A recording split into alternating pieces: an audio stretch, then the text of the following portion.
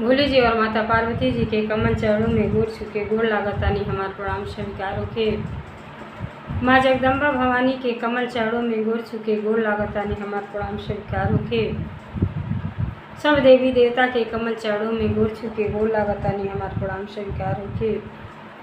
नीलम दीदी और हरेंद्र भैया के कमल चरणों में गोड़ छुके गोड़ लागतानी हमार प्रणाम स्वीकार होके।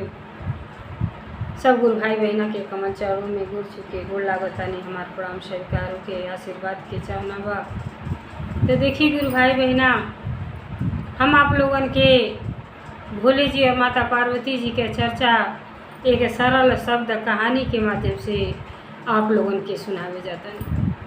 तो ये चर्चा के आप लोग पूरा सुनाओ। देखिए कथा और चर्चा कबो आधा अधूरा नहीं सुने के चाहिए, काहे खातिर कि आधा कथा सुनने से परम पिता परमेश्वर जी और माता पार्वती जी के अपमान होगा। और जब पूरा कथा सुना सभी तो आप लोग उनके कुछ ज्ञान भी मिली और कथा के आनंद भी आए। तो देखिए आज हम कथा जौन है एक लालची ननद और भौजाई के कथा कहे जाता नहीं। तो ये कथा में देखिए भौजाई कितना बढ़न दिल वाला रहेली कि ननद के हर चाहत पूरा करेली, लेकिन ननद अपने भौजाई के खुशी के ख्याल न रख के ऐसा सामान मांग लेली कि जौने सामान से भोले जी क्रोधित होके देखिए उनके साथे का कैले बानी। जब कथा के पूरा सुनब तबे आप लोगन के आनंद आए। और कथा हमारा अगर आप लोगन के अच्छा लगी तो कमेंट में भोले जी और माता पार्वती जी के नाम जरूर सभी लिखो। काहे खातिर कि लिखले से, बोलले से, कहले से, सुनले से सब दुख के निवारण हो जाला। तो देखिए हम कथा के आरंभ करता नहीं। एक गांव में एक ठो शिव भक्त भोले जी के सेविका रहेली और ननद भौजाई रहेली। तो दोनों प्राणी जौन है भाई और भौजाई दोनों जनी परम भक्त भोले जी के रहेला लोग। धन दौलत से मुँह माया नाय रहेला। भोले जी के दया और कृपा से उनके सब चीज़ भगवान जी देले रहेली। अब उनके एक ठो बहन रहेली तो वो सोचे न कि हम अपनी बहन के जौन है नेहा नाम रहेला। कहले कि बहन के हम का कुछ दे दी कि हमार बहन एकदम खुश रहें, कबो चेहरा पर उनके उदासी न रहे। तो देखी एक नाजायज फायदा जौन है ननद कैसे उठावेली। अब उनके ससुरा में तो सब कुछ भरल रहेला, धन दौलत रहेला, पति पत्नी रहेला लोग। तो कहली कि ये जी हम जातानी अपने नैहर में। तो उनका पति कहला कि का करे जाता तू, सब कुछ तो भगवान दिले ही बाना। कहली कि नहीं, अरे अब बहन तो हमार भौजाई बड़ा बढ़न दिल वाला होई और चलता नहीं हम जबले हमारा काम ना हो जाई तबले हम आइब नहीं और अपने हाथे बनाई और खाई।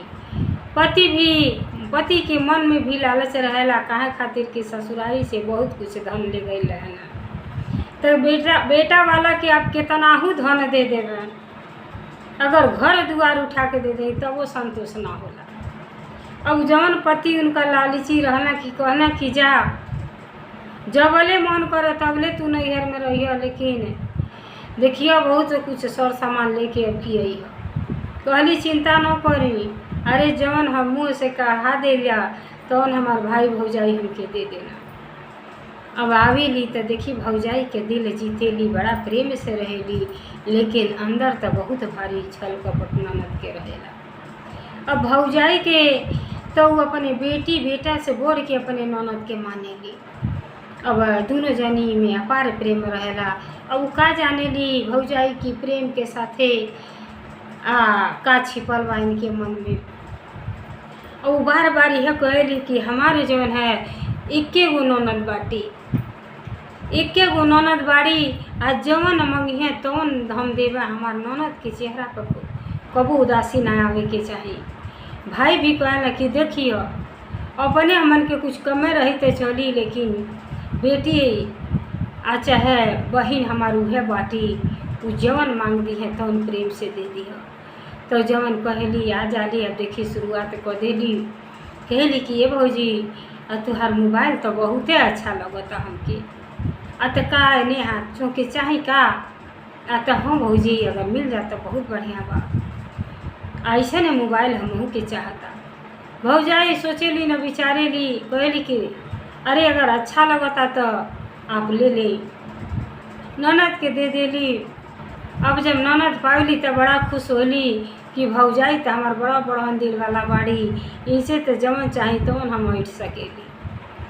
अब भाई जब भाई घर में आवेला तो कुछ न कुछ काम लेके बैठ जाली करत रहेली। तब देखेला भाई तो कहे ना अरे हमार बहन तो घर के लक्ष्मी बाटी और होने हाँ ठीक ठाक बाड़ू ना तो हाँ भैया कोनो दिक्कत नहीं है। अब ओकरे बाद शुरुआत कर देली रोज न रोज कुछ न कुछ भौजाई से मांगते रहेली। कहली कि ये भौजाई ये अपने भाभी से कि ये भाभी। अब दूसरा दिन जब आवेला तो कहली कि हमके लहंगा पहने के मन करता, हमके वो 10-5 हज़ार वाला नहीं चाहे, हमके 30-40 हज़ार के लहंगा खरीद दो। काहे खातिर कि हमारे पड़ोस में भी यह हुआ तो हम सोचा था कि अब ऐसा लहंगा पहनी कि हमरे खान केहू के ना रहे। कहली कि नहीं है इतना छोटा होने बातें करती तू उदास हो ताड़ू। अरे तू हमारे घर में के दूसर बा, अरे बेटी चाहे बहन तू ही बाटू। अब तुरंत भौजाई अपन जो है 30-35 हज़ार के लहंगा उनके खरीद के ले आके दे देली। अब जब लहंगा ले आवेली तो कहली देखो ठीक बा ना, अरे भाभी बहुत अच्छा बा। लहंगा तो ले लो लेकिन इना कहलू कि एठो ऐसा में साड़ी बढ़िया चलल बाटे, सिल्क वाला साड़ी हमके चाहत रहो। कहली इतना छोटे चीज़ करती तू कह देलू, आज तो कितना पैसा लगी, आज तो दे दो ना 4-5 हज़ार। भौजाई तुरंत निकाल के दे देली। अब जाली सिल्क के साड़ी खरीदे तो खरीद के तो पसंद तो बड़ा अच्छा करेली, लेके आवेली। रास्ता में तब तक उनके पति के फ़ोन आ जाला कि का हो कबले आईबू, कितना दिन ले बनाई खाई का होता, आता तीर निशाना पर लगल बा। अरे अब बहन बनाई बहन जबले हमारा पूरा मकसद कामयाब में ना हो जाए तब लगे हम नहीं आई नहीं से। अब बहन तो ढेर सामान हड़पे के बा। कहना कि का हड़प भैलू, अतः भौजी से मोबाइल ले बानी 50 हज़ार के, 30 हज़ार के लहंगा खरीदवा ले बानी, फिर पैसा लेनी है सिल्क के साड़ी खरीदे जाता नहीं। तो हमारा करती ना कुछ लेबू का, तो नहीं रौरा करती ना बिहान हम कोशिश करो भैया से। अब गईली सिल्क के साड़ी लेके अली तो कहली कि ये भौजी देखो ना बढ़िया बा ना।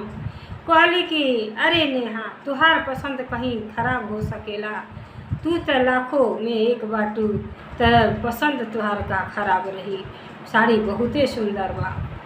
तो भौजी एक ठो तो लेने वो और मन करत रहल है, तो चलो मन करत रहल तो जइए तो बिहान ले लिहो।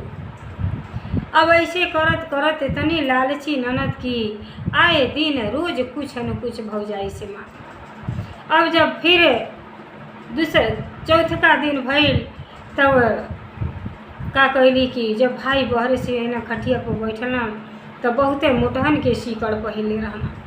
अब बहन के निगाह जौन है भाई के सीकड़ पर पहुँच गई। अब बैठ के अब अल भाई जब बैठल कहना कि अये नेहा आवा बैठ का करती है, जब आव तब कम करे लो, हमार बहन तो लाखों अरबों में एक बाटी। आव हंसेलू तो तू बहुत अच्छा लगेलू। वो दिन मुँह लटका ले रहली और ताकत आड़ी भाई के बताई कहता न कि आज काहे उदास लगत आड़ू, का बाती है, खाना वाना खैलू हो कि ना खैलू हो। कहली ना भैया हमारे एक चीज़ मन करता, कहने का तो जब तू सिकड़िया पहले बड़ा ना यह सिकड़ हमके पहने के मन करता। कहले यही करती तू नाराज बाटू, काहे मन के धूमिल कहले बाटू। अब भाई का कोई न शिखर निकाल के गटई में डाल देना। कहला कि बहन तू से बढ़ के तई हमार शिखर नहीं खे, अगर तू यही में खुश बाड़ू तो हमार शिखर ले ला। अब बहन पा के तो अपार खुश भैली। अब भाई के मन में तनिको ही भावना ना बा कि बहनिया हमार लालच इतनी लालची बा। सब कुछ देने के बावजूद भी आए दिन प्रतिदिन कुछ न कुछ मिलबे करे। अब सोच के चलल रहली कि भाई भौजाई के बर्बाद कोई के रहब। ऐसन लालची ननद से आप लोग सावधान रही। सभे के वैसा नहीं रहेला, लेकिन एक आध ऐसा ननद बाड़ी कि अगर ना समझ उसके रही तो आपकी बर्बाद कर दी है। अब भाई जौन आप सिक्का निकाल के दे दिया ना, अब अपार खुशी जाहिर कैली। आज ऐसे गैली, अब गाय भैंस भाई रखले रहना, ग्वाला रहबे कहना, गैली घास उस डाले तो 50,000 के मोबाइल पर उलही रही तो फोन टनका देली। कहली जी का करतानी? कहले अरे खाना तो बनावतानी, गैलू अभी अबे ना कैलू, अभी कितना दिन लगी, हमार करवा भइल कि नहीं? कहली कि अरे वही करतीन तब फोन करनी है। अरे देखी भैया जौन मोट के सीकड़ पहले रहना आज दे देना, अरे गटई में बड़ा सुंदर लगी। अब देखी ली गुरु भाई बहना कि भोले जी के भक्त दोनों जनी रहल लो, दिल में अपार प्रेम रहल। जेकरे दिल में अपार प्रेम रहला उहे तो भगवान के भक्ति को पावेला। वो बेचारा सबके खुशी के ख्याल दोनों प्राणी लोग रखे। उनके धन संपदा से ना रहे कि दे दे तो हमके भगवान जी कमी करें। बोले चलो बहिन दे बिहान के फिर कमाई फिर अपना करती बहिन।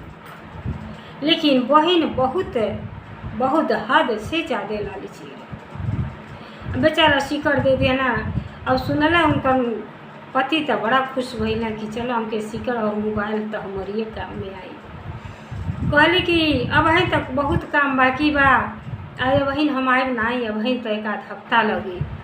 अब रहते ऐसे धीरे धीरे फुरमाई से जौन घर में अच्छा सामान देखें तो उन्हें पर निगाह लगा लें कि भौजी है सामान चाहिए, तो भाई है ड्रमवा चाहिए, तो है कुकरवा चाहिए, तो है कढ़ाइया चाहिए। अब ऐसे करत सब सामान एक कोठरी में इकट्ठा करत गई। अब जब कुल्ही को भैली तो भौजाई तो कबो मन पर शिकस ना रहे कि तनिको कि हमार नंदी बड़ा लालची बा, कहे से वो समझ ना पावत रहली। वो तो खुशी के ख्याल रखे कि हमार नंदी कोनो न कोनो बहाना खुश रहे। अब भौजाई के सब सामान तो ले लेली, जौन भी मंगली, कान के झुमका मंगली, कान के झुमका दे देली, हाथ के कंगन मंगली, हाथ के कंगन दे देली। बेचारी तनिको अस्केत ना करें। और नहीं जब चर्चा भोजन में जा तो बड़ा अपने ननद के बखान करें, कहे देखी गुरु भाई बहना हमार तो ननद लाखों अरबों में एक बाटी, जब हंसेली तो मालूम पड़ला मोती गिरला। आ हमरे के बा ननद के खुशी के ख्याल तो हमन के रखई के चाहे। ओ न सब के यह सुझाव बेचारी दे।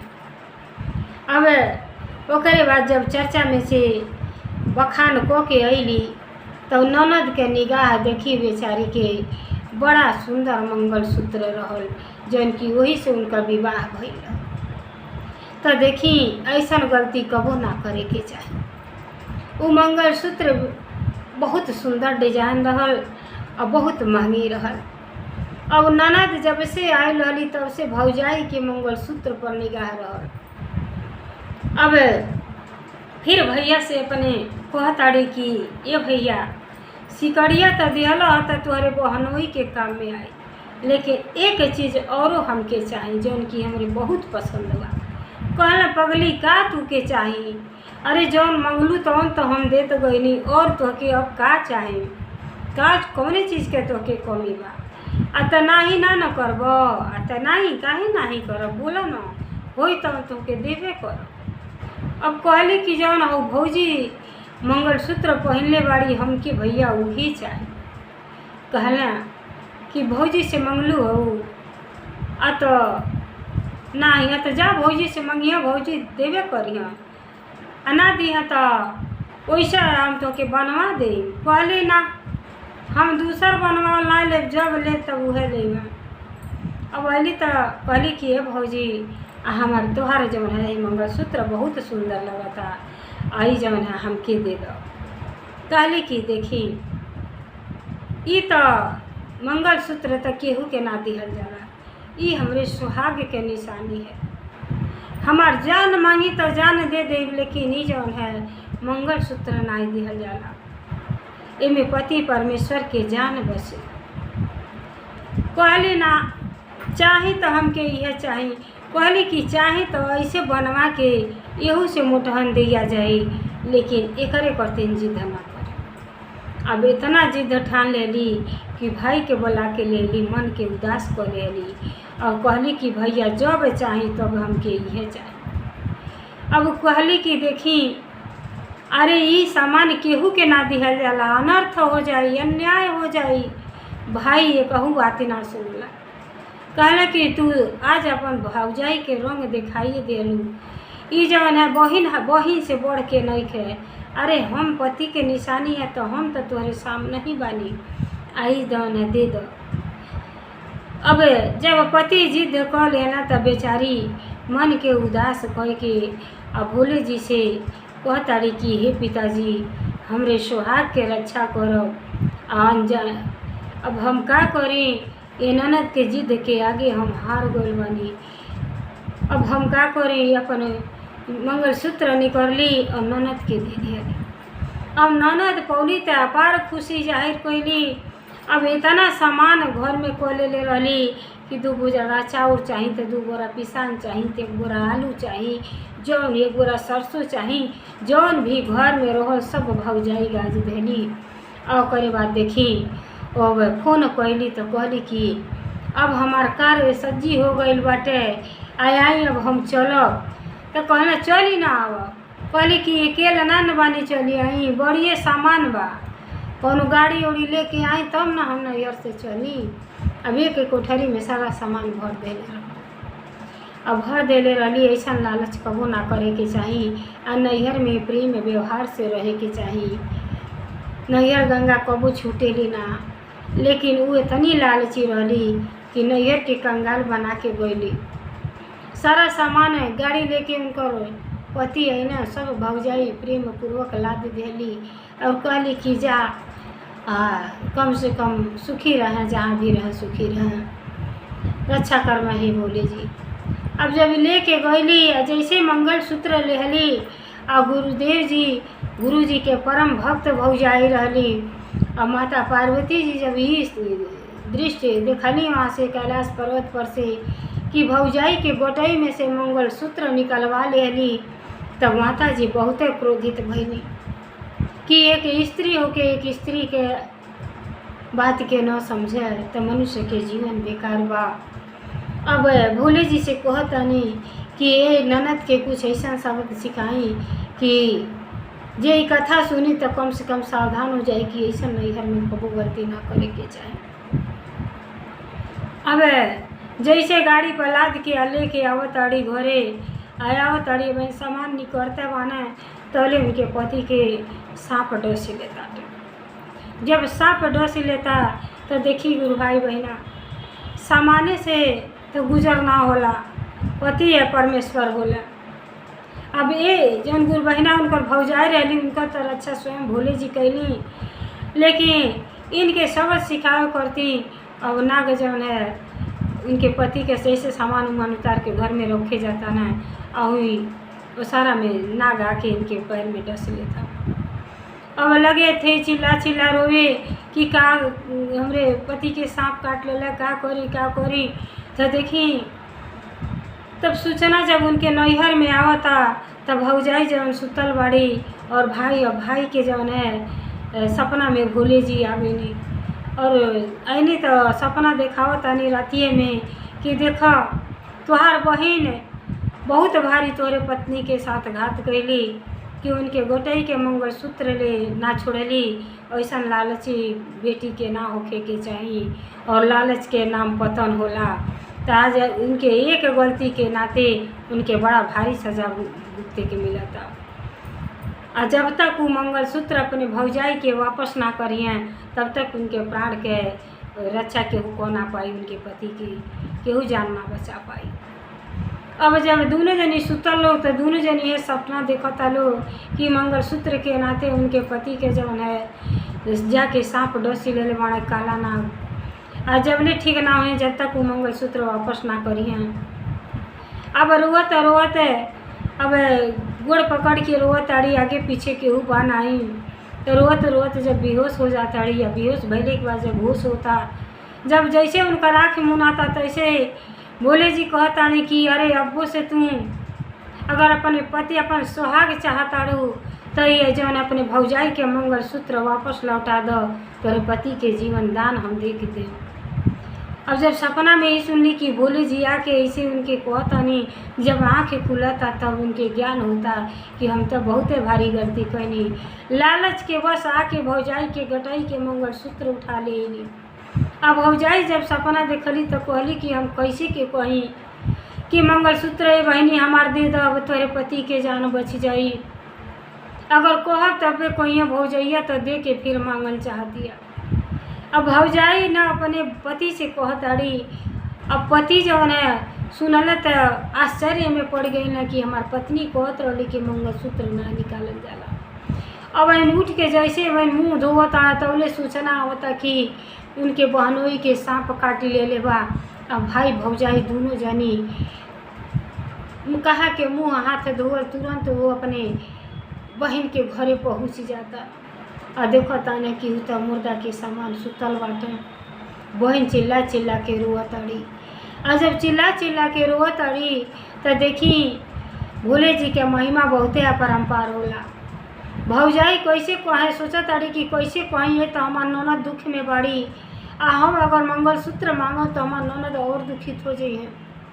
लेकिन जैसे भौजाई जाताटी वैसे ननद भौजाई के गोड़े पर गिर जाताड़ी कि हे भौजी हम बहुते भारी पाप कैली कि हम तुहार बात ना मानली।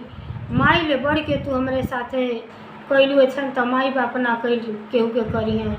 हर खुशी के ख्याल रखलू, लेकिन हम अपने लालची स्वभाव में आके आ तोहरे गोटे के मंगलसूत्र मांग लेनी। आ हम सपना में भोले जी आयलनी आई आहे मंगलसूत्र भाभी ले लो। आ हमरे गुरु जी से अपने दया भाव मांगा कि हमारे पति के जीवन दान दे दें, जीवन दान दे दें। अब भौजाई आश्चर्य में पड़ गई कि कैसे हमारे ननद के पता चल गई। अब बेचारी भगवान के मंदिर में भाई भौजाई दोनों जनी जाके माथा टिकता लो आ दया के भीख मांगता कि हे पिताजी अगर अनजाने में हमार बहन जौन भी गलती कैली बा गलती के माफ़ कर दी, ओकरे सुहाग के लौटा दी, हे भगवान सुहाग के लौटा दी। तब देखी भोले जी के दया कृपा साधु के रूप में आके भोले जी और जैसे उनके लीलारे पे हाथ धैले बानी वैसे उनका पति उठ के बैठ जाना। तो देखी भक्ति में कितना शक्ति होला। मंगलसूत्र जैसे लौटौली वैसे भाव भोले जी आशीर्वाद उनके देली, उनका सुहाग वापस लौट गई। तो देखी ऐसा लालच कबो ना करे के चाहिए कि जब भौजाई हमारे खुशी के ख्याल रखताड़ी तो हमहू के अपने भौजाई के खुशी के ख्याल रखे के चाहिए। अरे जौन चीज़ मांगे लायक रहे वो चीज़ तो भले मांग ली, लेकिन जौन चीज़ मांगे लायक ना बा वो चीज़ कबो ना मांगी। तब देखी जब उनका पति ठीक हो गई ना तब भौजाई कहली कि देखी सब सामान तो वहाँ से अइले बा, कोनो चीज़ का कमी नहीं है। भोले जी के दया से सब कुछ बा। तब देखी घर में चर्चा करा ली, जौन आयल बा भलाई वो सब दूर हो जा। तब बेचारी सब तैयारी करा के नंदा के घरे शिव चर्चा करावेली और चर्चा बड़ा धूमधाम से चर्चा होला। पूरे गांव के नंदा जौन है भंडारा देली और वही में अपने गलती के माफ़ी मांगेली। सब जब दया मांगेला तो नंदा अपने गलती की माफ़ी मांगेली कि हम भौजाई से बहुत भारी गलती कैनी। हे भोले जी हमें सपना में आके हमारा आँख खोल देनी कि ऐसा लालच ना करे के चाहिए। अपने भाभी माँ के साथ हम बहुत भारी धोखा कैनी। अब हमारे गलती के माफ़ी मांगता नहीं, माफ़ कर दी, ऐसा गलती कबहू ना होई। अब हम भक्ति भाव करब। ऐसा ही बात बा कि सब चीज़ मोह माया के बाजार बा, सब कुछ हम यहीं छोड़ के चल जाई एक कहू साथे ना जाई। लेकिन भक्ति भाव तो कबो करबे ना कैली तो न कबो कैली ना तो ज्ञान ना रह। लेकिन आज हमके चर्चा में बहुत कुछ सीखे के मिल गई कि जितना में हम रही उतने में संतुष्ट रही, खुश रही। केहू के सामान देख के लालच ना करे के चाही। लालच के नाम पतन होला। तो देखिए यही चर्चा में ननद के मन बदल जाला और ननद भौजाई के अपार प्रेम फिर जाए। जैसे पहले रहा उसे प्रेम पूर्वक से रहे लगे लोग। तो जैसे भोले जी के दया कृपा हो परिवार पर पड़ल, संकट आए टज गए और ज्ञान भी वो ननद के हो गई। तो देखिए ऐसे सब गुरु भाई बहना पर दया और कृपा भोले जी के बनल है। हर हर महादेव, घर घर महादेव, भोलेनाथ की जय, सच्चे दरबार की जय, 56 कोटि देवता की जय जय। पर्वत पहाड़ पर शिव के मंदिरवा हे सखी बड़ा नीक लागे। मंदिरवा हे सखी बड़ा नीक लागे। कहत नीक लागे सुनत नीक लागे। कहत नीक लागे सुनत नीक लागे। चरचवा हे गुरुजी बड़ा नीक लागे।